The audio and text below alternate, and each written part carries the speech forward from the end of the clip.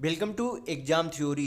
तो SSC constable GD 2019 में आपके टोटल एग्जाम 54 शिफ्ट में कराए गए थे, जिसके सारे मैथ के सॉल्यूशन आपको इस चैनल पर देखने को मिलेंगे। तो आज हम लोग इस वीडियो में 8 मार्च 2019 के शिफ्ट 2 के सारे मैथ के प्रश्नों के सॉल्यूशन देखेंगे। तो वीडियो के अंत तक जरूर बने रहिएगा। तो अगर आप इस चैनल पर नए हैं तो हमारे चैनल को सब्सक्राइब जरूर कर ले। ये हमारा सोशल मीडिया प्लेटफॉर्म है, आप हमसे यहाँ भी जुड़ सकते हैं। इसके लिंक आपको इस वीडियो के डिस्क्रिप्शन बॉक्स में मिल जाएंगे। और इस वीडियो को अपने दोस्तों के साथ शेयर करना बिल्कुल भी नहीं भूलिएगा। तो ये जो है टोटल आपकी इतनी शिफ्टों में एसएससी कांस्टेबल जीडी 2019 के एग्जाम कराए गए थे, जिसके 11 तारीख से लेकर के आपके 8/3/2019 के शिफ्ट 1 तक के सारे मैथ के प्रश्नों के सॉल्यूशन आपको इस चैनल पर करा दिए गए हैं। तो ये सारे वीडियो आप हमारे चैनल के प्लेलिस्ट में जाकर देख सकते हैं। तो आज हम लोग इस वीडियो में 8/3/2019 के शिफ्ट 2 के सारे मैथ के प्रश्नों के सॉल्यूशन देखेंगे। तो चलिए बढ़ते आज के प्रश्नों की ओर। तो देखेंगे क्वेश्चन नंबर 1। ये आपका सिंपल सा सिंप्लीफिकेशन का क्वेश्चन है, तो यहाँ पर सिंप्लीफाई से कर लेंगे हम लोग। तो यहाँ पर दिया गया है कि 999 प्लस 111 इंटू 0.5 से हमें गुना करना है। तो सबसे पहले 0.5 है, पॉइंट हटाएंगे तो नीचे आपका कितना आ जाएगा, 10 आ जाएगा। 5 से 10 को काटेंगे तो कितना बार में चला जाएगा, 2 बार में चला जाएगा। तो यहाँ पर आपका कितना आ जाएगा, यहाँ पर जब ये सारा हल किया जाएगा तो कितना आ जाएगा आपका 111 इंटू 1/2, यानी कि कितना आ जाएगा आपका, जब गुना करेंगे तो 111/2 आ जाएगा। यानी कि 111 को जब हाफ से गुना करेंगे यानी कि 1/2 से गुना करेंगे तो कितना आ जाएगा, 111/2। और 111/2 को अगर हम पॉइंट में लिखेंगे तो आपका कितना आ जाएगा, पॉइंट में वैल्यू 55.5 आ जाएगा। कितना आ जाएगा आपका, 55.5 आ जाएगा। तो इतना जो है 55.5 को किस में जोड़ेंगे, 999 में जोड़ेंगे। यानी कि 999 प्लस क्या कर देंगे, यहाँ पर 55.5 करेंगे। क्या करेंगे, 55.5 करेंगे। तो यहाँ पर आपका जोड़ने पर कितना आ जाएगा, 0.5 आपका हो गया, 9 5 14 1, 9 5 14 1 आपका 15 और 9 1 आपका कितना हो गया, 10 हो गया। यानी कि सिंप्लीफिकेशन को सिंप्लीफाई करने पर आपका आंसर कितना आएगा, 1054.5 आएगा। तो यहाँ पर आपका ऑप्शन नंबर 4 बिल्कुल सही होगा। तो चलेंगे नेक्स्ट क्वेश्चन। तो देखेंगे क्वेश्चन नंबर 2। यहाँ पर क्वेश्चन में दिया गया है कि ए बी सी और डी के बीच क्रमशः 3:4:9:10 यानी कि 3:4:9:10 के अनुपात में एक धनराशि बांटी जाती है। फिर बोला गया कि यदि डी का हिस्सा ए के हिस्से से 3612 रुपये अधिक है तो ए और डी के पास कुल मिलाकर कितनी राशि है, ये आपसे पूछा जा रहा है। तो यहाँ पर जो है सबसे पहले यहाँ पर ये जो दिया गया है कि डी और ए के हिस्से में जो है अंतर यानी कि डिफरेंस कितना दिया गया है, 3612 रुपया दिया गया है। और यहाँ पर अनुपात में जो अनुपात में यूनिट में वैल्यू दिया गया है ए और डी में, तो यहाँ पर जो इसके यूनिट डिजिट में अंतर कितना है, तो जितना यूनिट डिजिट में अंतर होगा उसी के बराबर आपका क्या होगा, 3612 रुपये होगा। तो यहाँ पर जो है दोनों को ए और डी के रेशियो में यूनिट डिजिट का अंतर कितना है, तो ए 3 यूनिट है, डी 10 यूनिट है। तो दोनों के यूनिट में अंतर कितना है, 7 यूनिट का अंतर है। और 7 यूनिट का वैल्यू कितना दिया गया है, 3612 दिया गया है। कितना दिया गया, 3612। तो यहाँ पर कैलकुलेट करेंगे तो क्या निकाल सकते हैं, 1 यूनिट का वैल्यू निकाल सकते हैं। तो 1 यूनिट का वैल्यू कितना हो जाएगा, 7 से काटेंगे 3612 को तो 7 × 5 = 35, एक आपका हो गया 7, 1 4 बचा तो 7 × 6 = 42। यानी कि 1 यूनिट का वैल्यू कितना हो गया, 516 रुपये हो गया। कितना हो गया, 516 रुपये हो गया। और हमसे पूछा क्या गया कि ए और डी के पास मिलाकर कुल कितनी राशि है। तो यहाँ पर यूनिट डिजिट को अब यहाँ पर क्या करेंगे, जोड़ देंगे, क्योंकि ए के पास 3 यूनिट है, डी के पास कितना है, 10 यूनिट है। हमें क्या निकालना है, ए और डी के पास की कुल राशि निकालनी है। तो टोटल राशि कितना है, 13 यूनिट है। तो 1 यूनिट का वैल्यू अगर 516 रुपये है तो 13 यूनिट का वैल्यू निकालने के लिए क्या करेंगे, 516 में 13 से गुना करेंगे। तो गुना करेंगे तो आपका कितना आ जाएगा, 13 × 6 = 78, 8 आपका 7 हो गया, 13 7 20, 7 में 2, 13 × 5 = 65 और 2 कितना आ जाएगा, 67 हो जाएगा। यानी कि कुल मिलाकर ए और डी के पास 6708 रुपये क्या है, कुल धनराशि है। तो यहाँ पर आपका ऑप्शन नंबर 4 बिल्कुल सही होगा। तो अगर आपको वीडियो पसंद आ रहा है तो लाइक करते जरूर चलिएगा, लाइक करना कंपलसरी है। तो चलेंगे नेक्स्ट क्वेश्चन। तो देखेंगे क्वेश्चन नंबर 3। यहाँ पर क्वेश्चन में दिया गया कि यदि ए किसी काम को 30 दिनों में पूरा कर सकता है, फिर बोला गया कि बी उसी काम को 20 दिनों में पूरा कर सकता है। तो आपसे पूछा जा रहा है कि ए और बी मिलकर उसी काम को कितने दिनों में पूरा करेंगे। तो यहाँ पर दिया गया है कि ए जो है कुल काम को कितने दिनों में अकेले ए कितने दिनों में करता है, 30 दिन में करता है। बी उसी काम को अकेले कितना दिनों में करता है, 20 दिनों में करता है। तो यहाँ पर अब क्या करेंगे, यहाँ पर 30 और 20 का एलसीएम ले लेंगे। क्या ले लेंगे, 30 और 20 का एलसीएम। तो 30 और 20 का एलसीएम कितना हो जाएगा, 60। 60 को क्या करेंगे, 60 को 30 से भाग देंगे तो आपका कितना आ जाएगा, यहाँ पर 2 आ जाएगा। और 60 को जब 20 से भाग देंगे तो आपका कितना आ जाएगा, 3 आ जाएगा। यानी कि यहाँ पर से हमें पता चलता है कि ए जो है एक दिन में 2 काम करता है और बी जो है एक दिन में 3 काम करता है। तो आपसे पूछा गया कि जब दोनों मिलकर काम करेंगे तब उसी काम को कितने समय में पूरे कर सकते हैं। तो मैं पहले वाली वीडियो में आपको काफ़ी बार बता चुका हूँ कि टाइम बराबर आपका क्या हो जाता है, टोटल वर्क बाय एफिशिएंसी होता है। यानी कि समय बराबर कुल कार्य बटा कार्य क्षमता होता है। तो हमें जो है दोनों मिलकर करना कितना काम है, ये जो आपका एलसीएम आया था ये आपका क्या होता है, टोटल वर्क यानी कि कुल कार्य होता है। यानी कि दोनों को मिलकर 60 काम करना है। और कितने की कार्य क्षमता से करेगा, ए 2 का काम करेगा एक दिन में, बी 3 काम करेगा। यानी कि एक दिन में दोनों मिलाकर 3 और 2 5 की कार्य क्षमता से काम करेंगे। ए और बी दोनों मिलकर कितने की कार्य क्षमता से काम करेंगे, 5 की कार्य क्षमता से। तो 5 से नीचे भाग देंगे तो आपका ऊपर हो गया टोटल वर्क, नीचे आपका हो गया टोटल एफिशिएंसी यानी कि कुल कार्य क्षमता। भाग देंगे तो आपका क्या निकल जाएगा, टाइम यानी कि समय आ जाएगा। तो 5 से 60 को काटेंगे तो कितना बार में चला जाएगा, 12 बार में चला जाएगा। यानी कि दोनों मिलकर उस काम को कितना दिनों में पूरा कर लेंगे, 12 दिनों में पूरा कर लेंगे। तो यहाँ पर आपका ऑप्शन नंबर 4 बिल्कुल सही होगा। तो चलेंगे नेक्स्ट क्वेश्चन। तो देखेंगे क्वेश्चन नंबर 4। यहाँ पर क्वेश्चन में दिया गया कि यदि एक लड़का अपने घर से 8 किलोमीटर प्रति घंटा की चाल से स्कूल जाता है तो उसे 30 मिनट की देरी होती है। क्या बोला गया कि अगर वह लड़का अपने घर से स्कूल 8 किलोमीटर प्रति घंटा की चाल से जाता है तो 30 मिनट देरी से पहुंचता है, लेकिन यदि वह 12 किलोमीटर प्रति घंटा की चाल से जाता है तो वह समय पर पहुंचता है। यानी कि अगर 8 किलोमीटर प्रति घंटा की चाल की जगह अगर 12 किलोमीटर प्रति घंटा की चाल से जाएगा स्कूल तो वह समय पर पहुंचेगा। तो आपसे पूछा जा रहा है कि घर से उसके स्कूल के बीच की दूरी कितनी है। तो सबसे पहले आपको फार्मूला पता होना चाहिए कि समय बराबर आपका क्या होता है। समय बराबर आपका क्या हो जाता है, समय बराबर आपका होता है दूरी बटा चाल हो जाता है। क्या हो जाता है, समय बराबर दूरी बटा चाल, यानी कि टाइम बराबर डिस्टेंस बाई स्पीड होता है। तो ये आपको हमेशा ध्यान रखना है। तो यहाँ पर जो है सबसे पहले बोला गया, हम लोग जो है मान लेते कि घर से और स्कूल से, यानी कि घर और स्कूल के बीच की दूरी यानी कि डिस्टेंस हम लोग क्या मान लेते हैं, 1 किलोमीटर मान लेते हैं। हम लोग क्या मान लेते हैं, दूरी को 1 किलोमीटर मान लेते हैं कुछ समय के लिए। क्या मान लिया हम लोगों ने, दूरी को घर से स्कूल की दूरी को 1 किलोमीटर मान लिया। तो इस 1 किलोमीटर को 8 किलोमीटर प्रति घंटा की चाल से जाता है। 1 किलोमीटर की दूरी 8 किलोमीटर प्रति घंटा की चाल से जाता है। तो ऊपर दूरी हो गया, नीचे चाल हो गया। तो ये क्या हो गया, आपका समय हो गया कि कितने समय में वह स्कूल जाएगा अगर 8 किलोमीटर प्रति घंटा की चाल से जाता है। फिर यहाँ पर क्या बोला गया कि उसी दूरी को 12 किलोमीटर प्रति घंटा की चाल से फिर गया। उसी दूरी को यानी कि 1 किलोमीटर को ही 12 किलोमीटर प्रति घंटा की चाल से गया। तो यहाँ पर जो समय लग रहा था और जो यहाँ पर समय लगेगा, उन दोनों के समय के बीच का अंतर यहाँ पर कितना दिया गया है, 30 मिनट, यानी कि 30 मिनट दिया गया है। कितना मिनट दिया गया है, 30 मिनट दिया गया है। तो इस 30 मिनट को हम लोग क्या करेंगे, इस 30 मिनट को घंटा में चेंज कर लेंगे। इस 30 मिनट को क्या करेंगे, घंटा यानी कि आवर में चेंज कर लेंगे, क्योंकि जो दूरी हम लोगों ने मानी है किलोमीटर में मानी है, जो आपकी चाल दी गई है किलोमीटर प्रति घंटा में दी गई है। तो जो आपका समय भी होना चाहिए वो किस में होना चाहिए, घंटा में होना चाहिए। तो मिनट को घंटा में चेंज करने के लिए क्या करेंगे, 60 से भाग दे देंगे।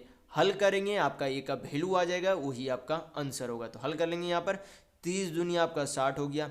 यहाँ पर एलसीएम ले लेंगे तो 8 और 12 का एलसीएम 24 होता है। यहाँ पर कितना हो जाएगा 8 या 24 यानी कि 3a माइनस 12 दूनी 24 यानी कि 2a बराबर आपका यहाँ पर कितना बच गया 1/2। 2 से क्या करेंगे 24 को काटेंगे तो 12 बार में चला जाएगा।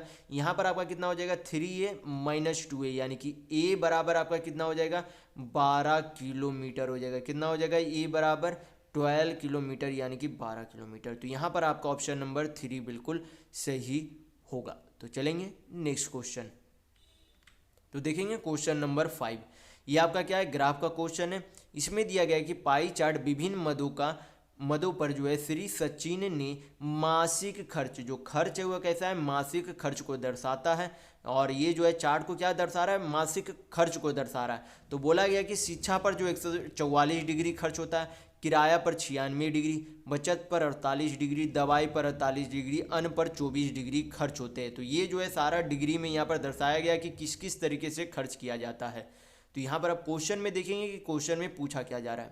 तो यहाँ पर क्वेश्चन में पूछा जा रहा है कि यदि श्री सचिन की मासिक आय यानी कि एक महीने का टोटल इनकम जो है कितना है 48,000 रुपये है। एक महीने में टोटल जो है इनकम यानी कि कुल कमाता कितना है सचिन तो 48,000 रुपये कमाता है। तो आपसे पूछा जा रहा है कि 2 वर्षों का व्यय यानी कि 2 साल में उसके जो है किराए पर कितना खर्च आएगा। अगर एक महीना में 48,000 रुपये कमाता है तो कुल मिलाकर 2 वर्षों में किराया पर कितना खर्च आएगा। तो सबसे पहले हम लोग क्या निकाल लेंगे कि किराया पर एक महीने का खर्च कितना आता है। टोटल जो है इनकम कितना है, टोटल इनकम यहाँ पर दिया गया है कि कमाता कितना है टोटल 48,000 रुपये कमाता है। उनमें से कुल जो है 360 डिग्री, एक सर्कल कितना होता है एक सर्कल पूरा हमेशा 360 डिग्री होते हैं। उनमें से किराया पर जो है कितना डिग्री खर्च कर देता है 96 डिग्री खर्च कर देता है। यानी कि टोटल ये जो है ये 48,000 जो रुपये ये टोटल जो है 360 डिग्री का वैल्यू है। तो यहाँ पर से हम लोग क्या निकाल सकते हैं, यहाँ पर हम लोग निकाल सकते हैं 12 का वैल्यू 12 डिग्री का। तो यहाँ पर हल कर लेंगे तो यहाँ पर कितना है 0 0 चला गया। यहाँ पर काट लेंगे 32 तिया 96 12 से काट सकते हैं तो 12 तिया 36 12 चौक 48 हो गया। यानी कि यहाँ पर से हमें पता चलेगा कि 3 डिग्री का वैल्यू कितना है 400 रुपये। 3 डिग्री का वैल्यू कितना है 400 रुपये। तो हमें चाहिए कि किराया पर कितने खर्च होता है। तो किराया कितने डिग्री है तो 96 डिग्री है। तो 3 डिग्री का वैल्यू अगर 96 है तो 3 डिग्री का वैल्यू अगर 400 रुपये है तो इस 3 डिग्री को 96 डिग्री बनाने के लिए क्या करेंगे 32 से गुना कर देंगे। क्या करेंगे 32 से गुना करेंगे। तो 32 से इधर गुना किया तो 32 से इधर भी गुना किया जाएगा। तो आपका कितना आ जाएगा 32 तिया 96 डिग्री का वैल्यू यहाँ पर कितना आ जाएगा आपका 32 दूनी 64 दूनी 128 यानी कि 12,800 रुपये क्या आ गया आपका मासिक किराया आ गया। यानी कि एक महीने का ये किराया आ गया।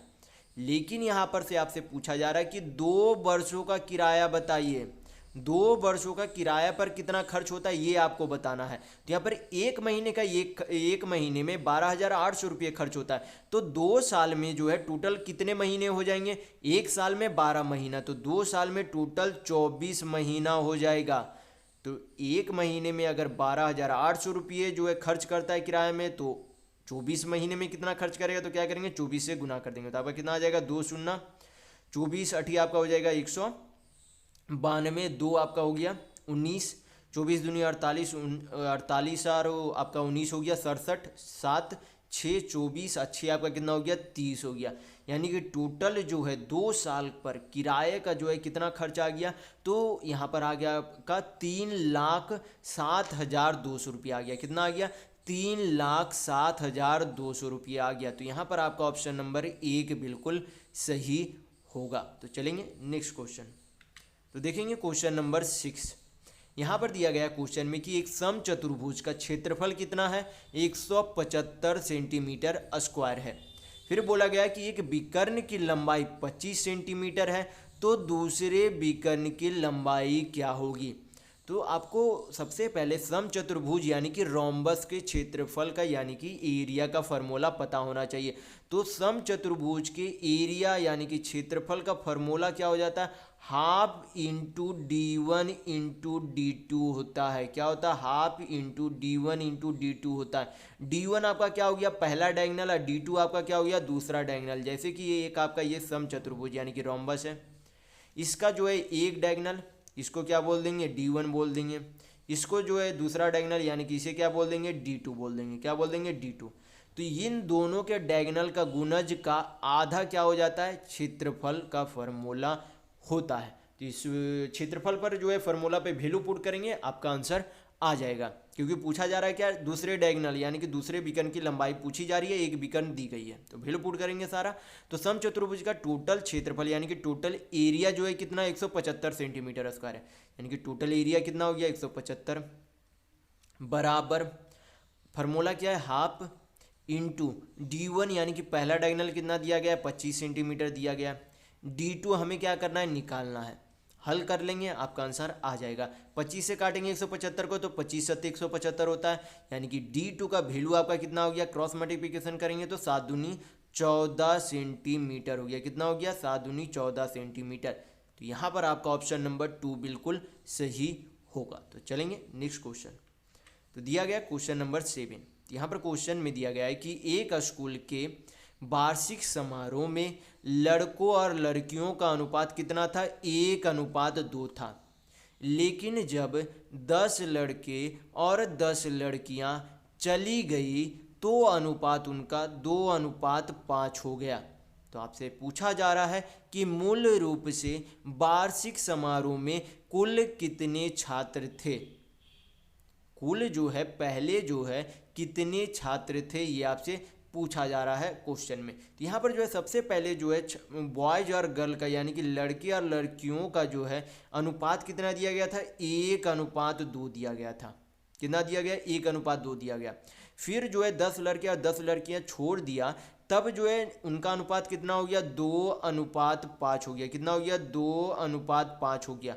तो यहाँ पर क्या, ये जो दोनों यूनिट दिख रहा है, यहाँ पर 1 दिख रहा है, यहाँ पर 2 दिख रहा है। तो यहाँ पर दोनों में डिफरेंस कितने यूनिट का दिख रहा है, 1 यूनिट का। यहाँ पर कितने यूनिट का डिफरेंस दिख रहा है, तो यहाँ पर 3 यूनिट का डिफरेंस दिख रहा है। लेकिन जो घटाया गया लड़के और लड़कियों की संख्या, दोनों में बराबर संख्या घटाई गई है। तो यहाँ पर जो अंतर भी आना चाहिए था, क्या आना चाहिए था, यहाँ पर जैसे 1 आया तो यहाँ पर भी 1 आना चाहिए था, या फिर यहाँ पर 3 आया तो यहाँ पर 3 आ सकता था। तो यहाँ पर डिफरेंस बराबर नहीं है, तो हमें क्या करना होगा, अब डिफरेंस बराबर करना होगा। तो डिफरेंस कैसे बराबर करते हैं, जो आपका यहाँ पर अंतर दिख रहा है, जैसे कि पहले वाले रेशियो में 1:2 था, तो इन दोनों का डिफरेंस यानी कि अंतर कितना है, तो डिफरेंस मतलब बड़ी संख्या को छोटी संख्या से घटाया जाता है। तो अंतर कितना है, 2 में से 1 गया 1, तो 1 को क्या करेंगे, यहाँ पर गुना कर देंगे। फिर क्या करेंगे, यहाँ पर इन दोनों में क्या अंतर दिख रहा है आपको, बड़ी संख्या को छोटी संख्या से माइनस करना है। तो 5 में से 2 जाएगा तो कितना बचा, 3 बचा। तो 3 को क्या करेंगे, ऊपर गुना कर देंगे। अब यहाँ पर क्या करेंगे, एक नया आपका रेशियो बन जाएगा, तो आपका कितना आ जाएगा, 3 गुना करेंगे। ये जो गुना होगा हमेशा जो है पूरे रेशियो में गुना होगा, तो कितना हो जाएगा आपका 3, और यहाँ पर कितना हो जाएगा 3 दूनी 6। यानी कि नया जो आपका अनुपात कितना हो गया, लड़के और लड़कियों का 3:6। लेकिन जब ये जो है 1 इसमें गुना करेंगे तो 1 गुना करने से कोई फायदा नहीं होगा, आपका कितना रहेगा, 2:5 ही रहेगा। यानी कि आपका जो दूसरा वाला अनुपात रहेगा वो कितना ही रहेगा, 2:5 ही रहेगा। तो यहाँ पर अब डिफरेंस देखते हैं, इन दोनों में डिफरेंस देखेंगे। 3 में से 2 जाएगा तो कितना बचेगा, 1 बचेगा। यानी कि यहाँ पर 1 यूनिट का डिफरेंस दिख रहा है, और यहाँ पर भी आपका क्या दिख रहा है, 1 यूनिट का ही कमी दिख रही है। यहाँ पर पहले 6 यूनिट था, अब कितने हो गया, 5 यूनिट हो गया। यानी कि यहाँ पर भी कमी 1 यूनिट की देखने को मिल रही है। तो इस 1 यूनिट की कमी कितने के बराबर था, 10 के बराबर था, क्योंकि 10 लड़के की कमी हुई थी, 10 लड़कियाँ की कमी हुई थी। यानी कि इस 1 यूनिट का वैल्यू कितने लोगों के बराबर है, तो 10 लोगों के बराबर है। तो 1 यूनिट का वैल्यू कितना आ गया, 10 आ गया। हमसे लेकिन पूछा जा रहा है कि शुरुआत में कुल कितने छात्र थे, तो शुरुआत वाला जो है उनका नया अनुपात कितना आया, 3:6 आया। यानी कि टोटल कितने यूनिट थे, तो 6 3 9 थे। कितने यूनिट थे टोटल, 6 3 9 यूनिट थे। तो 1 यूनिट का वैल्यू अगर 10 है तो 9 यूनिट का वैल्यू निकालने के लिए क्या करेंगे, 10 में 9 से गुना कर देंगे। तो कितना हो जाएगा, 9 10 90। यानी कि शुरुआत में कुल मिलाकर 90 छात्र थे आपके। तो यहाँ पर आपका ऑप्शन नंबर 4 बिल्कुल सही होगा। तो चलेंगे नेक्स्ट क्वेश्चन। तो यहाँ पर दिया गया क्वेश्चन नंबर 8। तो क्वेश्चन में यहाँ पर दिया गया है कि 72 रुपये में एक वस्तु को बेचने पर 10% की हानि होती है, तो उसे 5% का लाभ पाने के लिए उसे कितना में बेचना चाहिए, ये आपसे पूछा जा रहा है। तो सबसे पहले मैं पहले वाली वीडियो में काफ़ी बार बता चुका हूँ कि कोई भी वस्तु का दाम खुद में पहले जो है कितना होता है, खुद में हमेशा 100% होता है। किसी भी वस्तु का दाम खुद में हमेशा शुरुआत में कितना होता है, 100% होता है। तो यहाँ पर जो है 100% का सामान पहले जो है क्या किया, 10% की हानि में बेच दिया। पहले जो है कितना का सामान था, 100% का सामान था, उसे 10% के हानि में बेच दिया। यानी कि कितने में बेच दिया, तो 90% में बेच दिया। कितने में बेच दिया, तो 90% में बेच दिया। और 90% का जो है रुपये में कितना वैल्यू दिया गया है, यहाँ पर 72 रुपया दिया गया है, क्योंकि 10% के हानि पर उसे कितना रुपये में बेचा गया था, 72 रुपये में बेचा गया था। यानी कि 100% का सामान 10% की हानि में 90% में बेचा गया, जो कि किसके मूल्य के बराबर है, 72 रुपये के बराबर है। तो यहाँ पर से हम लोग क्या निकाल सकते हैं, 5 यूनिट का वैल्यू निकाल सकते हैं। तो यहाँ पर हल करेंगे तो कितना हो जाएगा, 18 पच्चीस 90, 18 चौक 72 हो जाएगा। यहाँ पर 5% का वैल्यू कितना आ गया, 4 रुपये आ गया। तो यहाँ पर बोला जा रहा है कि 5% के लाभ पर अगर उस वस्तु को बेचा जाएगा तो कितने में बेचना चाहिए। तो 100% का सामान है, 5% का लाभ, यानी कि उसे कितना में बेचना होगा, 105% में बेचना होगा। 100% का सामान है, उसे 5% का लाभ में बेचना चाहता है, यानी कि 105% में उसे बेचना होगा। तो 5% का वैल्यू अगर 4 रुपये है, तो इसे 5% को 105 बनाने के लिए क्या करेंगे, 21 से गुना करेंगे। इधर अगर 21 से गुना किए तो इधर भी आपका 21 से गुना होगा। तो आपका कितना हो जाएगा, 21 पचे 105%, और 105% का वैल्यू कितना आ जाएगा आपका, 21 चौक 84 आ जाएगा। यानी कि हमें यहाँ पर से पता चल गया कि 5% का लाभ कमाने के लिए उस वस्तु को 84 रुपये में बेचना होगा, यानी कि 84 रुपीज़ में बेचना होगा। तो यहाँ पर आपका ऑप्शन नंबर 3 बिल्कुल सही होगा। तो चलेंगे नेक्स्ट क्वेश्चन। तो देखते हैं क्वेश्चन नंबर 9। यहाँ पर दिया गया क्वेश्चन में कि एक आयताकार क्षेत्र की लंबाई 1200 मीटर है और चौड़ाई 500 मीटर है, तो 25 रुपये पर मीटर की दर से इसके विकर्ण, क्या बोला जा रहा है कि इसके विकर्ण के साथ एक सड़क बनाई जानी है। तो पूछा जा रहा है कि सड़क बनाने की लागत क्या होगी, यानी कि उस सड़क बनाने का कुल जो है क्रय मूल्य, यानी कि उसे जो है बनाने में उस सड़क को कितना पैसा लगेगा, ये आपसे पूछा जा रहा है। तो यहाँ पर बोला गया कि एक आयताकार क्या है, एक आयताकार क्षेत्र है। इस तरीके से एक आपका आयताकार क्षेत्र है, उसकी लंबाई आपकी कितनी दी गई है, 1200 मीटर दी गई है, चौड़ाई आपकी कितनी दी गई है, 500 मीटर दी गई है। तो बोला जा रहा है कि ये जो सड़क बनाएगा वो इसके विकर्ण पर बनाया जाएगा, यानी कि ये जो सड़क बनेगा, ये सड़क बनेगा, ये जो सड़क बनेगा, ये जो आपका दिख रहा है ये टेरा लाइन, ये आपका क्या बनेगा, सड़क बनेगा। यानी कि इसका जो विकर्ण होगा वही क्या होगा, सड़क बनेगा। तो हमें क्या निकालना होगा, इस आयत का विकर्ण की लंबाई निकालनी होगी। क्या निकालनी होगी, इस आयत के विकर्ण यानी कि डायगोनल की लंबाई निकालनी होगी। तो आपको पता होना चाहिए कि रेक्टेंगल यानी कि किसी भी आयत का सभी कोण क्या होता है, 90 डिग्री होता है। सभी कोण क्या होता है, 90 डिग्री होता है। तो यहाँ पर आपका क्या हाइपोटेनस थ्योरम से यहाँ पर निकाल सकते हैं। अगर यहाँ पर लंबाई 500 है, यहाँ पर जो है 20 आपका 1200 है, तो यहाँ पर जो है यहाँ पर हाइपोटेनस निकालने के लिए यानी कि कर्ण निकालने के लिए क्या करते हैं, यहाँ पर कर्ण निकालने के लिए किया जाता है। जैसे कि क्या करेंगे, 1200 का स्क्वायर, 1200 का स्क्वायर करेंगे तो कितना हो जाएगा, 144 पे 4 शून्य, फिर 500 का स्क्वायर तो कितना हो जाएगा, 25 पे 4 शून्य, 500 का स्क्वायर करेंगे, टोटल जोड़ेंगे तो आपका कितना हो जाएगा, 169।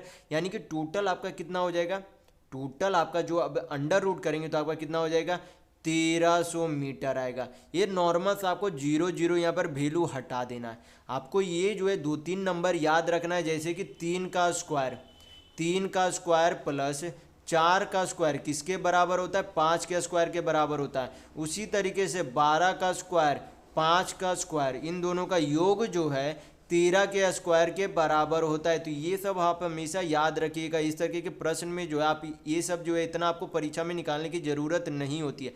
आप 12 और 5 देखेंगे तो तुरंत आपको पता चल जाना चाहिए कि यहाँ पर 13 होगा। 13 और 2 शून्य आपका दोनों में लगा हुआ है, तो यहाँ पर 1300 मीटर डायरेक्ट आप यहाँ पर निकाल सकते हैं कि इस आयत का विकर्ण 1300 मीटर होना चाहिए। अगर आप इतना लंबा करेंगे तो आपका काफ़ी समय बर्बाद होगा। मैं तो यहाँ पर आपको समझाने के लिए इतना कर रहा हूँ, लेकिन आपको डायरेक्ट पता होना चाहिए कि 12 और 5 का हाइपोटेनस कर्ण निकालने के लिए यहाँ पर 13 आएगा। तो यहाँ पर जो आपका कर्ण कितना आ गया, यानी कि इस रेक्टेंगल का, इस आयत का विकर्ण कितना आ गया, तो 1300 मीटर आ गया। तो 1300 मीटर का सड़क बनाने के लिए कितना जो है प्रति मीटर रुपया लगता है, तो 25 रुपये पर मीटर लगता है। तो टोटल जो है कितना मीटर सड़क बनाना है, 1300 मीटर। 1 मीटर के लिए 25 रुपया लगता है। तो टोटल रुपये निकालने के लिए क्या करेंगे, 1300 में से 25 को गुना कर देंगे तो आपका कितना आ जाएगा, 2 शून्य 25 तिया 75, 5 7 हो गया, 25 या 7 आपका कितना हो जाएगा, 32। यानी कि टोटल जो है कितना रुपया लगेगा, तो 32,500 रुपया लगेगा। तो यहाँ पर आपका ऑप्शन नंबर 2 बिल्कुल सही होगा। तो चलते हैं नेक्स्ट क्वेश्चन। तो देखेंगे क्वेश्चन नंबर 10।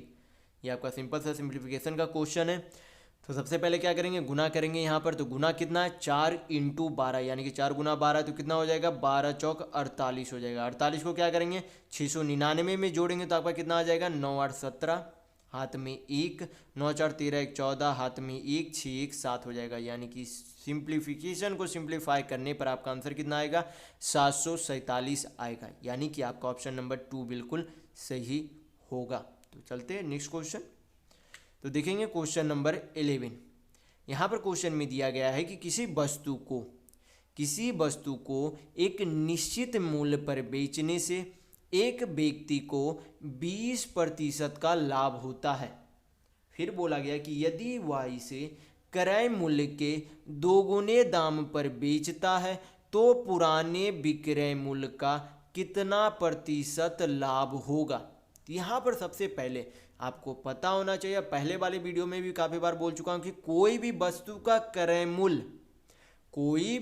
का क्रय मूल्य यानी कि कॉस्ट प्राइस यानी कि सीपी खुद में कितना होता है, 100% होता है। खुद में कितना होता है, 100% होता है किसी भी वस्तु का क्रय मूल्य। तो बोला गया कि किसी वस्तु का क्रय मूल्य अगर 100% हो तो उसे 20% के लाभ पर बेच दिया गया।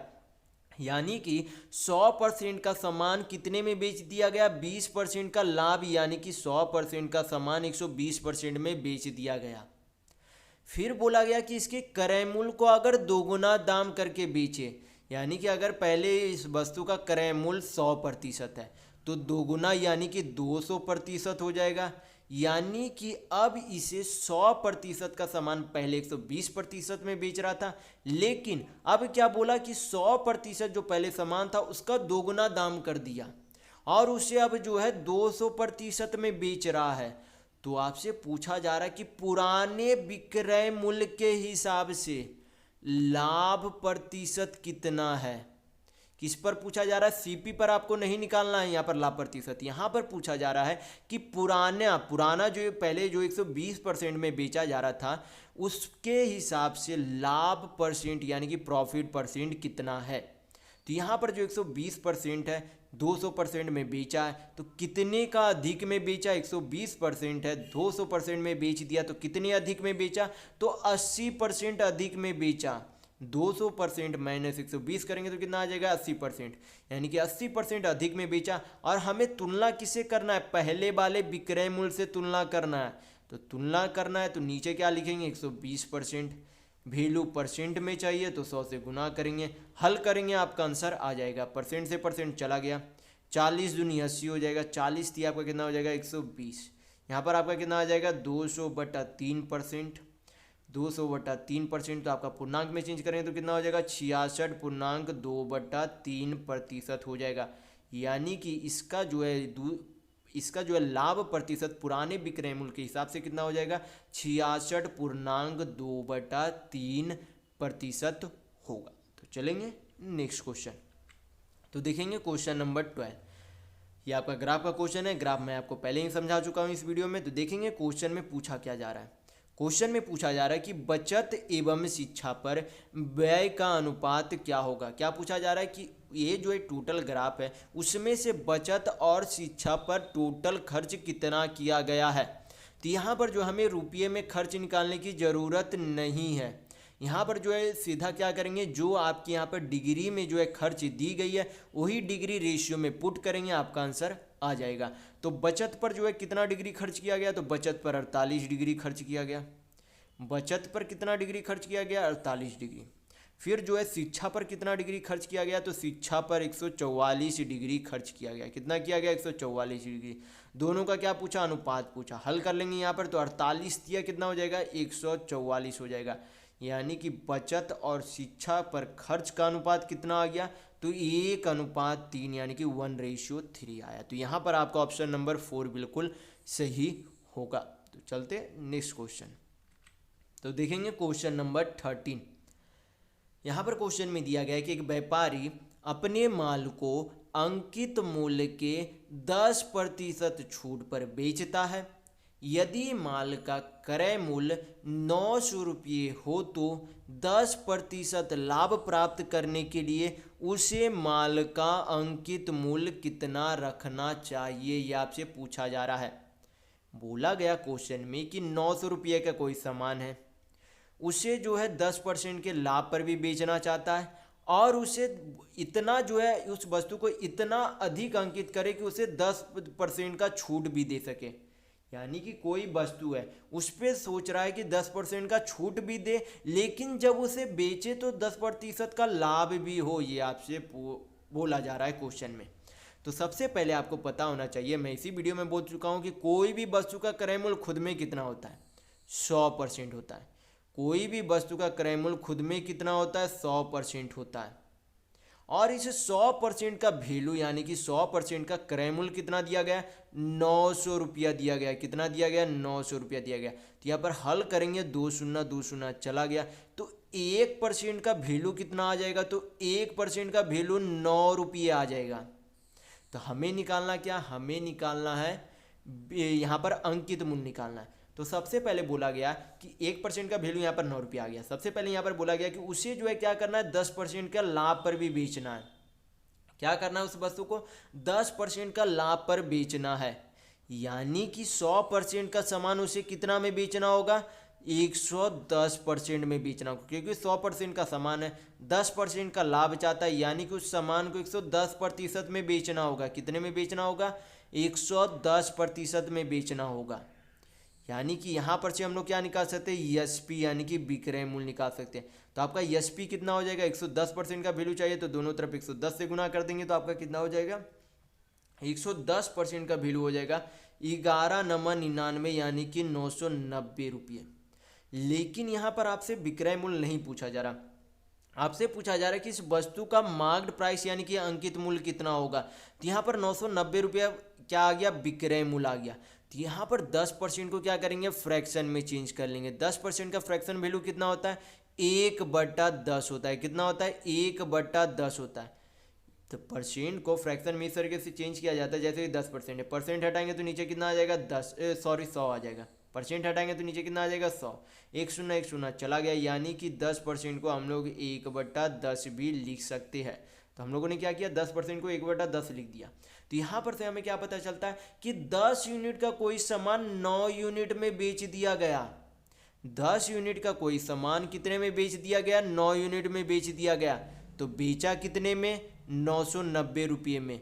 और कितने यूनिट में बेचा था, 10 यूनिट का सामान 9 यूनिट में बेच दिया, यानी कि उस वस्तु को 9 यूनिट में बेच दिया। कितने रुपया में बेचा था, 990 रुपया में। तो यहाँ पर से 1 यूनिट का वैल्यू निकल जाएगा। हमें चाहिए अंकित मूल्य, तो अंकित मूल्य कितना है, 10 यूनिट है। हमें वैल्यू चाहिए किसका, 10 यूनिट का, तो 10 से गुना कर देंगे। हल करेंगे, आपका मार्क्ड प्राइस यानी कि अंकित मूल्य आ जाएगा। तो हल कर लेंगे, यहाँ पर 9 से कितना आ जाएगा, 110 हो जाएगा।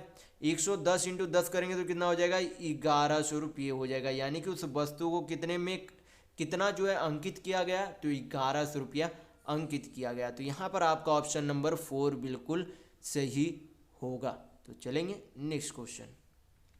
तो देखेंगे क्वेश्चन नंबर 14। यहाँ पर क्वेश्चन में दिया गया है कि किसी संख्या का 40% 14 यानी कि 147.2 है। तो पूछा जा रहा है आपसे कि उस संख्या का 25% कितना होगा। तो सिंपल सा क्वेश्चन है, बोला गया है कि क्वेश्चन में कि 40% का वैल्यू कितना है, 40% का वैल्यू 147.2 है। कितना 147.2 है। तो यहाँ पर से हम लोग क्या निकाल सकते हैं, 5% का वैल्यू निकाल सकते हैं। दोनों तरफ क्या करेंगे, 8 से काट देंगे तो कितना हो जाएगा, 8 25 40।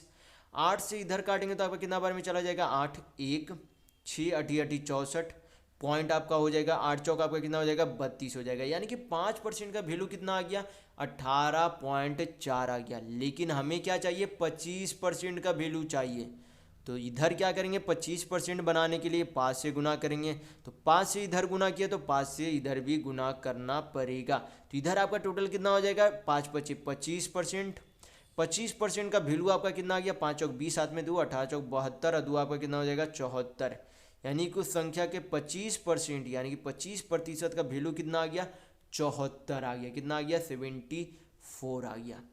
तो इस प्रश्न का कितना होगा, 74 बिल्कुल सही आंसर होगा। तो बढ़ेंगे नेक्स्ट क्वेश्चन की ओर। तो देखेंगे क्वेश्चन नंबर 15।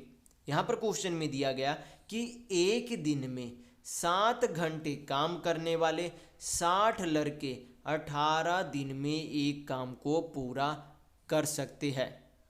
फिर बोला गया कि एक दिन में 9 घंटे काम करने वाले 28 लड़के उसी काम को कितना दिन में पूरा करेंगे, ये आपसे पूछा जा रहा है। तो यहाँ पर जो है आपको एक फार्मूला पता होना चाहिए कि MDH एक फार्मूला होता है जो कि आपको पता होना चाहिए।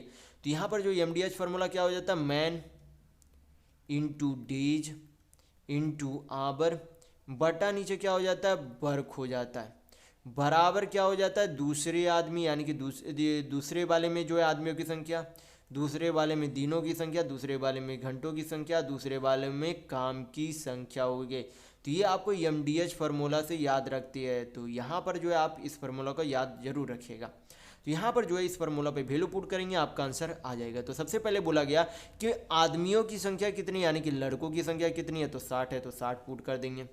दिनों की संख्या कितनी है, 18 है, तो डेज यानी कि दिनों की संख्या कितनी है, 18, तो 18 पुट कर देंगे। प्रतिदिन जो है कितने घंटे लगाता है, तो 7 घंटे काम लगाता है, तो 7 यहाँ पे लिख देंगे। काम की संख्या, दोनों एक ही काम को करते हैं तो दोनों वर्क बराबर है, तो वर्क यहाँ पर वैल्यू पुट नहीं करेंगे। बराबर का साइन है तो बराबर दे देंगे, क्योंकि दोनों एक ही काम को कर रहे हैं तो बराबर ही होगा आपका। यहाँ पर फिर दूसरे में बोला गया कि कितने लड़के जो है काम करते हैं दूसरे उसी काम को दूसरे तरीके से जो है कितने लड़के काम करते हैं, तो 28 लड़के काम करते हैं। कितने दिनों में काम करते हैं, तो दिनों की संख्या में निकालनी है, तो D2 यहाँ पर रहने देंगे। और कितने घंटे जो है रोज काम करते हैं, तो 9 घंटे काम करते हैं। हल कर लेंगे, यहाँ पर आपका आंसर आ जाएगा। हल करेंगे, यहाँ पर 9 दूनी आपका हो गया 18, 7 दूनी 14, 14 दूनी आपका कितना हो जाएगा 28। 2 से 60 को काटेंगे तो कितना बार में चला जाएगा, 30 बार में चला जाएगा। यानी कि दिनों की संख्या आपकी कितनी आ जाएगी, यहाँ पर से 30 दिन आ जाएगी। कितनी आ जाएगी, 30 दिन आ जाएगी। कि यहाँ पर आपका ऑप्शन नंबर 1 बिल्कुल सही होगा। तो चलेंगे नेक्स्ट क्वेश्चन। तो देखेंगे क्वेश्चन नंबर 16। यहाँ पर क्वेश्चन में दिया गया कि 8 सेंटीमीटर 10 सेंटीमीटर त्रिज्याएं और 21 सेंटीमीटर ऊंचाई वाले एक शंकु के छिन्नक का आयतन क्या होगा। तो सबसे पहले आपको पता होना चाहिए कि शंकु के छिन्नक कहा किसे जाता है। तो सबसे पहले मैं आपको फिगर से समझाने की कोशिश करता हूँ। जैसे कि एक शंकु है, क्या है, एक शंकु यानी कि कौन है, इधर से आपका ये आपका फिगर हो गया। मान लीजिए ये आपका क्या है, एक शंकु यानी कि कौन है, उसे जो है कहीं किसी ऊंचाई से क्या किया गया, काट दिया गया। जैसे कि मान लेंगे यहाँ से क्या किया गया, काट दिया गया। इस शंकु को क्या कर दिया गया, यहाँ से काट दिया गया। तो ये जो आपका बचा, ये जो आपका ये जो ऊपर वाला भाग, इस तरीके से आप इसे जो है अलग कर देते हैं। जैसे कि मैं फिर से यहाँ पर फिगर एक बना देता हूँ। यहाँ पर आपका हो गया ये अलग, ये आपका नीचे का एक अलग हो जाएगा। ये आपका बन गया थोड़ा सा, यहाँ पर आपका यहाँ पर इस तरीके से हम लोगों ने क्या किया, दोनों फिगर को अलग कर लिया। ये जो है यहाँ पर से हम लोगों ने क्या किया, काट लिया। इसे जो है ऊपर वाले को अलग कर दिया, नीचे वाले को अलग कर दिया। तो ये जो ऊपर वाले है उसका कोई भी अब मतलब नहीं है। ये जो शंकु का छिन्नक किसे कहा जाता है, यानी कि फ्रस्टम जो है इसे कहा जाता है। ये जो आपका क्या बन गया, शंकु का छिन्नक यानी कि कोन का फ्रस्टम बन गया।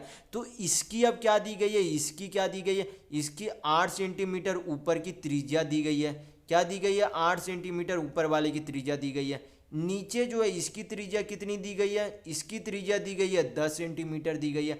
और इसकी जो है ऊंचाई कितनी दी गई है, यहाँ से यहाँ तक की दूरी यानी कि हाइट की लंबाई कितनी दी गई है, तो 21 सेंटीमीटर दी गई है। और आपसे पूछा जा रहा है कि इस छिन्नक का आयतन यानी कि वॉल्यूम क्या होगा। क्या पूछा जा रहा है कि इस शंकु के छिन्नक का आयतन यानी कि वॉल्यूम क्या होगा। तो आपको यहाँ पर एक फार्मूला होता है जो कि आपको ध्यान रखना होता है। तो शंकु के छिन्नक का वॉल्यूम का यानी कि आयतन का फार्मूला क्या हो जाता है, तो फार्मूला होता है 1/3 पाई एच इंटू आपका हो जाता है बड़ी त्रिज्या इंटू छोटी त्रिज्या, सॉरी पहले जो है आर स्क्वायर, बड़ी त्रिज्या यानी कि बड़ी त्रिज्या को हम लोग क्या मान लेते हैं, बड़ा आर लिख देते हैं यहाँ पर, बड़ी त्रिज्या का आर स्क्वायर प्लस छोटी त्रिज्या का आर स्क्वायर, तो छोटी त्रिज्या को हम लोगों ने छोटा आर से लिख दिया, प्लस आपका क्या हो जाता है बड़ी त्रिज्या इंटू छोटी त्रिज्या होती है। तो ये आपका क्या हो गया, शंकु के छिन्नक के आयतन का फॉर्मूला हो गया। तो ये आप हमेशा ध्यान रखिएगा, वॉल्यूम का फॉर्मूला क्या होता है 1/3 पाई एच बड़ा आर का स्क्वायर यानी कि बड़ी त्रिज्या का स्क्वायर प्लस छोटी त्रिज्या का स्क्वायर प्लस बड़ी त्रिज्या इंटू छोटी त्रिज्या होता है। तो ये क्वेश्चन सिंपल सा है, अगर आपको फार्मूला पता है तो आसानी से हल कर सकते हैं। तो यहाँ पर जो है क्या करेंगे, फार्मूला पे वैल्यू पुट करेंगे, आपका आंसर आ जाएगा। यहाँ पर वैल्यू पुट करेंगे तो 1/3 पाई को क्या लिख सकते हैं 22/7 लिख सकते हैं।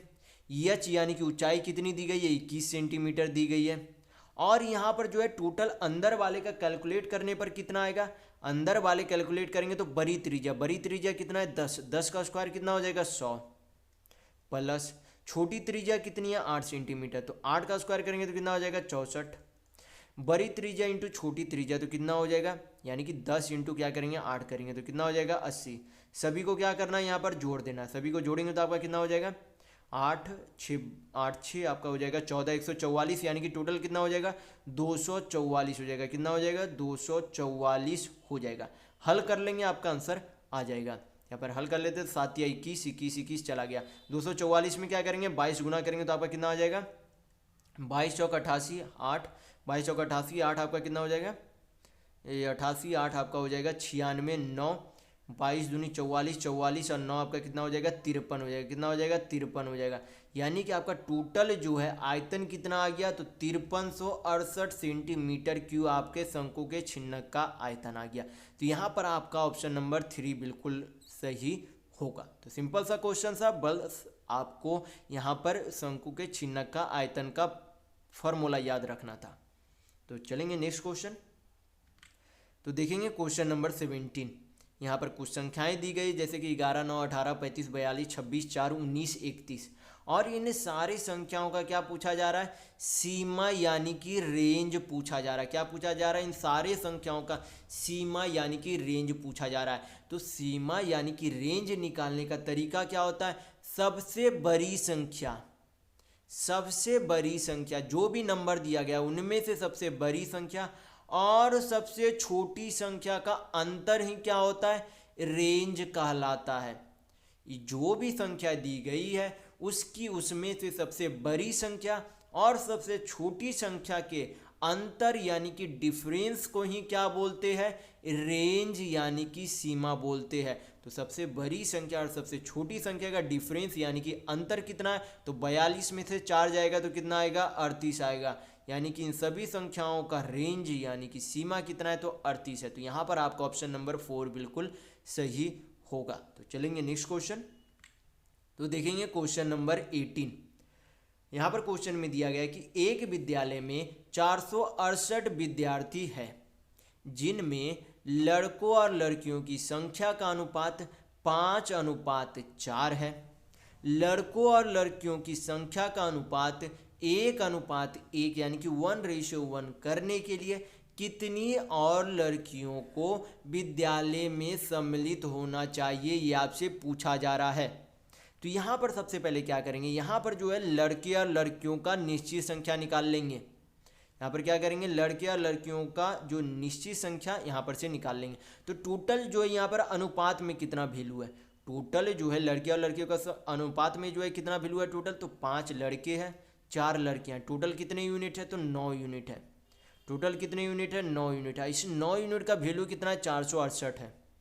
टोटल जो इस 9 यूनिट का वैल्यू कितने स्टूडेंट के बराबर है, 468 के बराबर है। तो 1 यूनिट बराबर आपका कितना हो जाएगा, तो 1 यूनिट 9 से काटेंगे 468 को, तो 9 पचे 45, 9 दूनी 18, यानी कि 1 यूनिट बराबर कितना हो गया, 52 छात्र हो गए। तो यहाँ पर से हम लोग क्या निकाल सकते हैं, लड़के और लड़कियों की संख्या निकाल सकती है। तो 1 यूनिट बराबर अगर 52 छात्र है तो 5 यूनिट का वैल्यू कितना होगा, तो क्या करेंगे 52 में 5 से गुना करेंगे। 52 में 5 से गुना करेंगे तो आपका कितना हो जाएगा, 5 पचे 25, 5 दूनी 10, यानी कि टोटल जो है कितना हो जाएगा, 260 लड़के हो जाएंगे। कितने हो जाएंगे, 260 लड़के हो जाएंगे।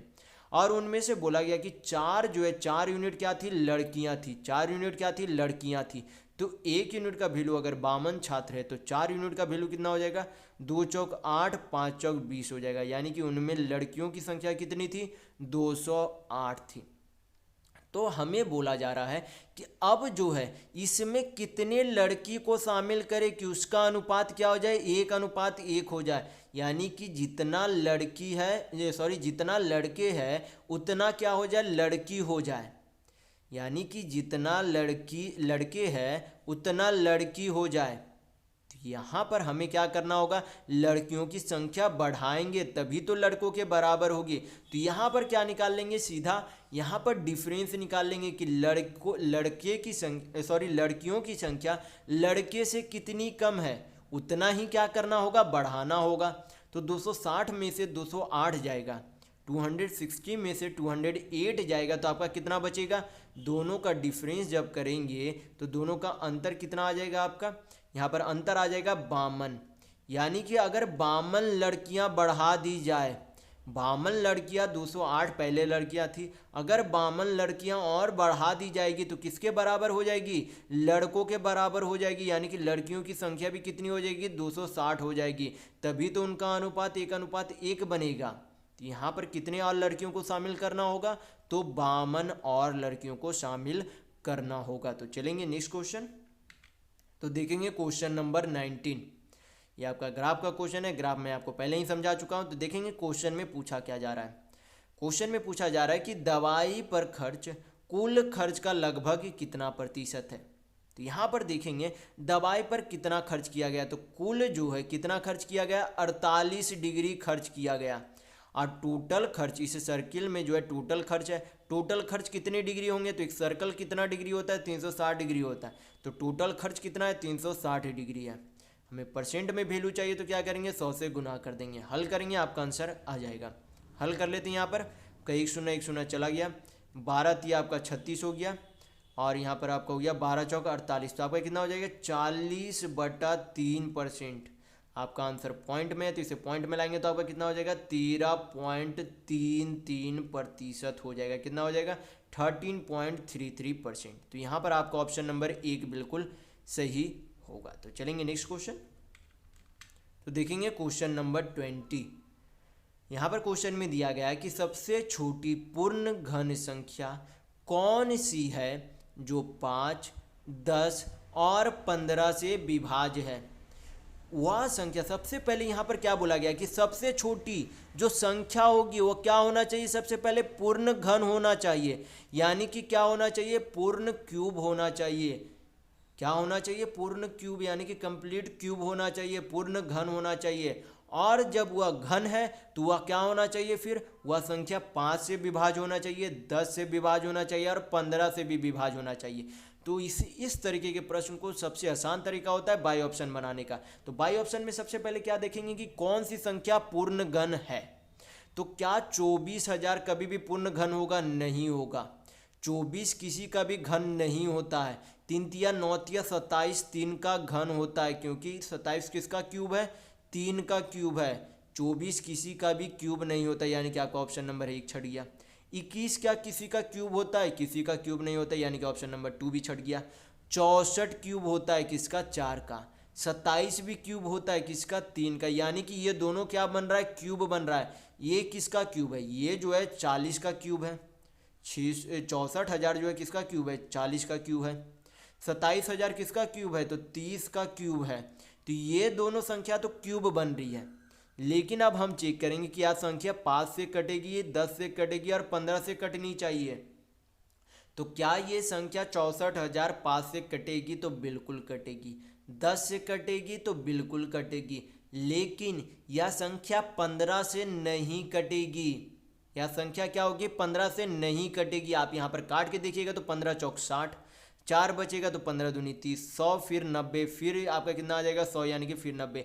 ये संख्या 15 से नहीं कटेगी, यानी कि आपका ऑप्शन नंबर 3 भी छट गया। तो एकमात्र ऑप्शन बचता है जो कि ऑप्शन नंबर 4, जो कि आपका बिल्कुल सही आंसर होगा। एक तो यहाँ पर 27,030 का क्यूब भी बन रहा है, और ये संख्या 5 से भी विभाज्य होगी, 10 से भी विभाज्य हो रही है और 15 से भी विभाज्य हो रही है। तो यहाँ पर इस प्रश्न का ऑप्शन नंबर 4 बिल्कुल आंसर सही होगा। तो चलेंगे नेक्स्ट क्वेश्चन। तो देखते हैं क्वेश्चन नंबर 21। यहाँ पर दिया गया क्वेश्चन में कि 40 छात्रों द्वारा प्राप्त किए गए अंकों का औसत 160 था। बाद में पता चला कि एक छात्र के 165 अंक को गलती से 125 लिख लिया गया था। तो आपको से पूछा जा रहा है कि सही औसत क्या है, यानी कि जब उसमें त्रुटि हुई तो त्रुटि को सुधारने के बाद उसका औसत क्या होगा, ये आपसे पूछा जा रहा है। तो सबसे पहले यहाँ पर जो है देखेंगे, बोला गया कि कोई छात्र का अंक कितना था? 165 अंक था, लेकिन उस 165 अंक की जगह ले कितना लिया गया? 125 अंक लिया गया। यानी कि कितना अंक कम लिया गया? लेना था 165 अंक, लिया गया 125 अंक, यानी कि कितना कम अंक लिया गया? तो 40 अंक कम लिया गया। कितना अंक कम लिया गया? 40 अंक कम लिया गया। यानी कि अगर इसे टोटल छात्र से विभाजित कर दे तब हमें पता चल जाएगा कि कितने जो है औसतन कम लिया, कितने जो है औसतन टोटल जो है 40 नंबर कम लिया। अगर कुल छात्र यानी कि 40 से भाग दे दे, कुल छात्र से भाग दे दे, तो हमें पता चल जाएगा कि कितना जो है औसतन कम अंक लिया। तो 40 को 40 से भाग देंगे तो कितना आएगा? 1 आएगा। यानी कि एक एवरेज जो है, यानी कि एक औसत क्या किया गया? कुल मिलाकर कम लिया गया। तो पहले औसत 160 था, एक कम लिया गया था, यानी कि सही औसत कितना होगा? 160 प्लस 1। सही औसत क्या होगा? पहले औसत 160 था, उसमें औसतन जो है एक औसत की कम लिया गया था। तो सही औसत क्या हो जाएगा? 160 प्लस 1, यानी कि 161 आपका क्या हो जाएगा? सही औसत होगा। क्या होगा? सही औसत 161 होगा। तो चलेंगे नेक्स्ट क्वेश्चन। तो देखेंगे क्वेश्चन नंबर 22। यहाँ पर क्वेश्चन में दिया गया कि एक निश्चित राशि पर 10% वार्षिक दर से 2 वर्ष में चक्रवृद्धि ब्याज और साधारण ब्याज के बीच का अंतर कितने रुपये? 42 रुपये है। जबकि ब्याज जो है वार्षिक संयोजित होता है। तो आपसे पूछा जा रहा है कि राशि क्या है, यानी कि मूलधन क्या है, यानी कि प्रिंसिपल क्या है, ये आपसे पूछा जा रहा है क्वेश्चन में। तो मैं पिछले वाले ही वीडियो में बताया था कि जब 2 साल का चक्रवृद्धि ब्याज और साधारण ब्याज के बीच का अंतर दिया हुआ रहे और आपसे रेट या प्रिंसिपल यानी कि दर या फिर मूलधन पूछे, तो एक फार्मूला होता है जो कि आपको हमेशा ध्यान रखना होता है। फार्मूला क्या होता है? CI माइनस ESI, यानी कि चक्रवृद्धि ब्याज माइनस साधारण ब्याज बराबर होता है किसके? मूलधन का, यानी कि प्रिंसिपल के गुना के दर का स्क्वायर बटा 10,000 के बराबर होता है। तो ये फार्मूला आपको हमेशा ध्यान रखना है कि चक्रवृद्धि ब्याज और साधारण ब्याज के बीच का अंतर किसके बराबर होता है? मूलधन के गुना के दर के स्क्वायर बटा 10,000 के बराबर होता है। तो ये आपका फार्मूला हो जाता है 2 साल का, जो कि आपको हमेशा ध्यान रखना है। तो क्या करेंगे, फार्मूला पे सारा वैल्यू पुट करेंगे, आपका आंसर आ जाएगा। तो दोनों का जो है चक्रवृद्धि ब्याज और साधारण ब्याज का अंतर कितना है, तो 42 रुपया है। तो यहाँ पर 42 रुपया लिख देंगे, बराबर मूलधन हमें निकालना है, तो यहाँ पर प्रिंसिपल पी रहने देंगे। रेट यानी कि दर कितना दिया गया, 10% दिया गया, तो 10 का क्या कर देंगे, स्क्वायर करेंगे, क्योंकि आर का स्क्वायर यानी कि दर का स्क्वायर करना है। तो 10 का स्क्वायर तो 100 हो जाएगा। नीचे कितना है, 10,000 है, तो नीचे 10,000 लिख देंगे। 2 शून्य 2 शून्य चला गया। पी बराबर आपका कितना आ जाएगा, क्रॉस मल्टीप्लिकेशन करेंगे तो 4200 आ जाएगा। कितना आ जाएगा आपका मूलधन, 4200 रुपये आएगा। तो यहाँ पर आपका ऑप्शन नंबर 3 बिल्कुल सही होगा। तो चलेंगे नेक्स्ट क्वेश्चन। तो देखेंगे क्वेश्चन नंबर 23। यहाँ पर क्वेश्चन में दिया गया है कि 10 से 20 तक सम संख्याओं का औसत क्या होगा। तो सिंपल सा क्वेश्चन है। यहाँ पर क्या करेंगे, 10 से 20 तक का सभी का जो है, जो भी सम संख्या है उसका योग कर देंगे और टोटल नंबर से डिवाइड कर देंगे, आपका औसत आ जाएगा। तो यहाँ पर जो है सबसे 10 से 20 तक करना है, तो 10 भी हमें लेना है। फिर उसके बाद क्या है, 12 है। फिर उसके बाद आपका क्या आ जाता है, 14। उसके बाद 16, उसके बाद 18 और 20 तक हमें क्या करना है, सभी संख्या लेनी है। सभी को क्या कर देंगे, जोड़ देंगे। तो जोड़ने पर आपका कितना आ जाएगा, 6 4 10 12 8 आपका कितना हो गया, 20। हाथ में 2, इधर हो गया 3 2 5 2 7 7 2 आपका कितना हो गया, 9 हो गया। यानी कि टोटल जो है 10 से लेके 20 तक सम संख्याओं का योग कितना हो गया, 90 हो गया। लेकिन हमें पूछा क्या जा रहा, औसत पूछा जा रहा है। तो टोटल नंबर यहाँ पर कितना है, तो 3 और 3 6 नंबर, यानी कि टोटल नंबर से क्या करेंगे, यहाँ पर डिवाइड कर देंगे। तो डिवाइड करने पर आपका क्या निकल जाएगा, यहाँ पर जो है 10 से 20 तक का औसत निकल जाएगा सम संख्याओं का। तो 60 से 90 काटेंगे तो कितना बार में चला जाएगा, 15 बार में चला जाएगा। यानी कि 10 से 20 तक का औसत कितना आ जाएगा, सम संख्याओं का 15 आएगा। तो यहाँ पर आपका ऑप्शन नंबर 1 बिल्कुल सही होगा। तो चलेंगे नेक्स्ट क्वेश्चन।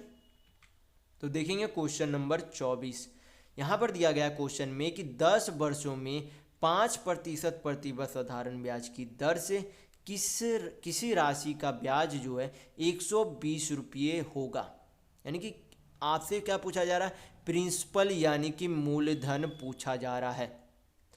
मूलधन पूछा जा रहा है। तो मैं पहले वाले वीडियो में काफ़ी बार बोल चुका हूँ कि कोई भी मूलधन खुद में कितना प्रतिशत होता है, 100% होता है। कोई भी राशि या फिर कोई भी मूलधन खुद में कितना होता है, 100% होता है। तो यहाँ पर दिया गया है कि 10 वर्षों में 5% की दर से साधारण ब्याज 120 रुपये हो जाता है। तो अगर एक वर्ष में 5% का ब्याज लगता है तो कुल 10 साल में कितने प्रतिशत का ब्याज लगेगा। एक साल में अगर 5% का ब्याज लग रहा है तो टोटल 10 साल में 10 पचे 50% ब्याज लगेगा।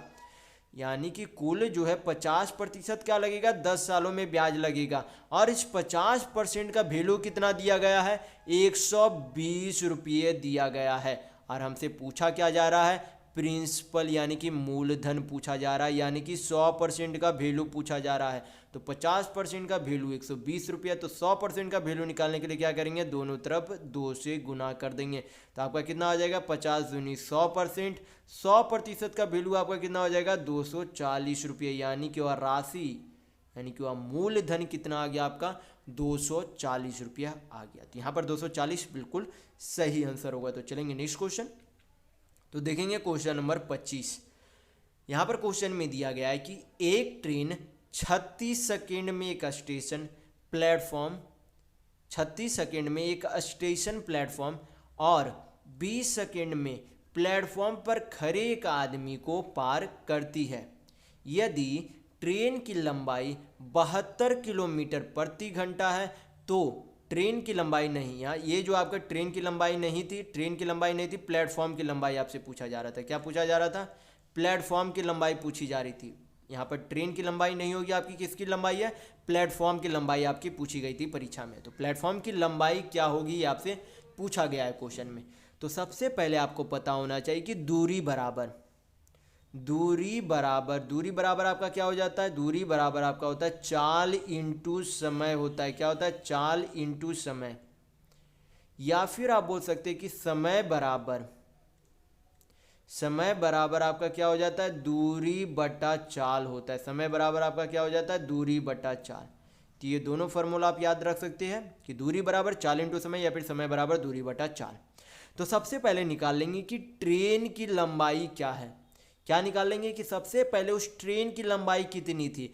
तो ट्रेन की लंबाई क्या निकालने के लिए क्या करेंगे, तो दूरी बराबर अभी आपको बताया गया कि चाल इंटू समय होता है। तो ट्रेन की जो है चाल कितनी थी, 72 किलोमीटर प्रति घंटा थी।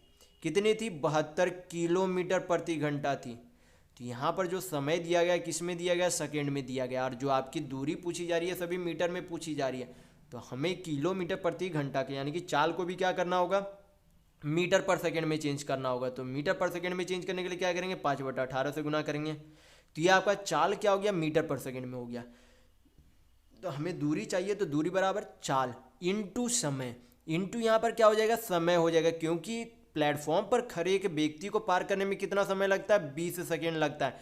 तो यहाँ पर टोटल इंटू 20 कर देंगे तो आपका क्या निकल जाएगा, ट्रेन की लंबाई निकल जाएगी। किसकी लंबाई निकल जाएगी, ट्रेन की लंबाई निकल जाएगी। हल करेंगे यहाँ पर, तो 18 चौक 72, 5 चौक 20, 2 दूनी कितना हो जाएगा, 400 हो जाएगा। यानी कि ट्रेन की लंबाई यहाँ पर कितनी आ गई, 400 मीटर आ गई। कितनी आ गई, 400 मीटर आ गई। लेकिन हमें प्लेटफॉर्म की लंबाई निकालना है, तो अभी आपको बताएगा कि समय बराबर क्या होता है, दूरी बटा चाल होता है। तो ट्रेन की लंबाई कितनी आ गई, 400 मीटर। लेकिन प्लेटफॉर्म की लंबाई हमें निकालनी है, तो प्लेटफॉर्म की लंबाई क्या मान लेते हैं, यक्स मान लेते हैं। ये टोटल आपका जोड़ देंगे तो क्या हो जाएगा, टोटल दूरी हो जाएगी जो कि उस ट्रेन को पार करनी होगी, क्योंकि ट्रेन की खुद की लंबाई पार करनी होगी और प्लस उसकी प्लेटफॉर्म की भी लंबाई पार करनी होगी। तो समय बराबर क्या होता है, दूरी बटा चाल। दूरी आपकी ऊपर आ गई, चाल जो है आपका कितना आ गया था, चाल जो यहाँ पर ये जो आपका चाल क्या आ गया था, मीटर पर सेकंड में इतना तक चाल आ गया था। तो चाल आपका कितना हो जाएगा, मीटर पर सेकंड में हमें चाल चाहिए, तो 18 चौक 72 यानी कि 5 चौक 20 मीटर पर सेकंड आपका क्या हो गया, चाल हो गया। तो ये आपका क्या हो जाएगा, दूरी बटा चाल। टोटल आपका क्या हो जाएगा, समय हो जाएगा। तो उस प्लेटफॉर्म को पार करने में उस ट्रेन द्वारा समय कितना लगता है, तो 36 सेकेंड का समय लगता है। अब हल कर लेंगे तो आपका आंसर आ जाएगा। तो यहाँ पर हल करेंगे तो आपका कितना हो जाएगा, 400 प्लस यक्स बराबर आपका कितना हो जाएगा, 36 दूनी 72, 720। यक्स बराबर आपका कितना हो जाएगा, 320 मीटर हो जाएगा। कितना हो जाएगा, 320 मीटर। यानी कि हम लोगों ने यक्स क्या माना था, प्लेटफॉर्म की लंबाई मानी थी। तो यहाँ पर यक्स का वैल्यू कितना आ गया, 320 मीटर। यानी कि प्लेटफॉर्म की लंबाई कितनी होगी, तो 320 मीटर होगी। तो यहाँ पर आपका ऑप्शन नंबर 1 बिल्कुल सही होगा। तो इस वीडियो में बस इतना ही। अगर आपको वीडियो पसंद आया तो लाइक कीजिएगा, नए हैं तो चैनल को सब्सक्राइब जरूर कर लीजिएगा। ये हमारा सोशल मीडिया प्लेटफॉर्म है, आप हमसे यहाँ भी जुड़ सकते हैं। इसके लिंक आपको इस वीडियो के डिस्क्रिप्शन बॉक्स में मिल जाएंगे। और इस वीडियो को अपने दोस्तों के साथ शेयर करना बिल्कुल भी नहीं भूलिएगा, ताकि उन्हें भी इस वीडियो से लाभ मिल सके। तो इस वीडियो में बस इतना ही, मिलते हैं अगले वीडियो में, तब तक के लिए धन्यवाद।